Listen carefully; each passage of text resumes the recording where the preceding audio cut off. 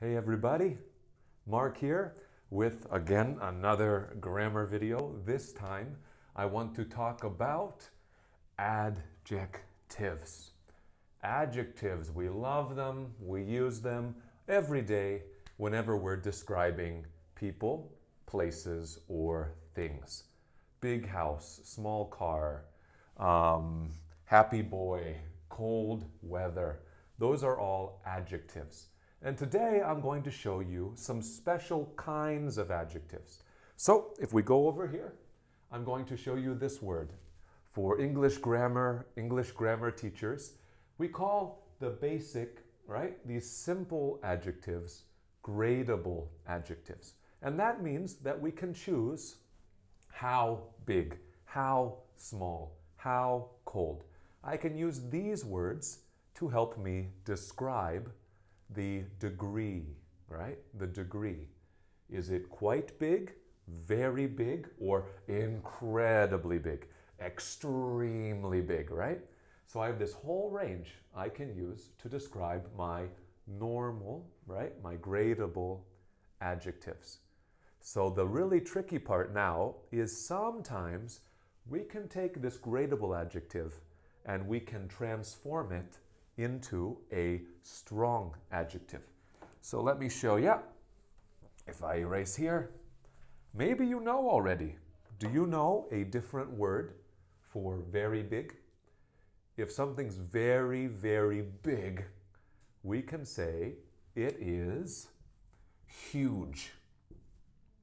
Or some of you, maybe you know, it's enormous. Enormous or huge, right? That is a strong adjective. Not only big, very, very, very big, enormous or huge. Small, we say tiny.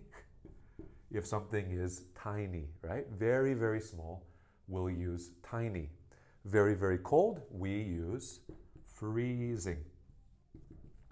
And last one, very, very happy, we can say delighted. Whoop, not be lighted. Delighted. So look at these ones. Now, if I have these words, they're already very strong. So if they're already very strong, can I say quite huge, very huge, incredibly huge, right? Actually, in English, if they're already strong, we like to use two other words for the strong adjectives. We like to use this word. We like to use absolutely. We could say it's absolutely huge, right? Or we could say it's really, really huge. So again, this one, for our strong, usually we like to say the purple, right? Really tiny, really freezing, absolutely freezing. These two for strong, but back with our normal regular adjectives, right? Not strong. We can use all of these. And actually one more. I'm going to add really one more time. Because you'll see, really, we can use for both. You can use really for a regular adjective and a strong adjective. So, hope this helped you guys. One last point, I guess, is sometimes Americans or other people will use the incredibly tiny, right? Or extremely tiny. Sometimes people will use these strong words with the strong adjectives. But when you're studying grammar, when you talk to your English teacher, this is our normal style.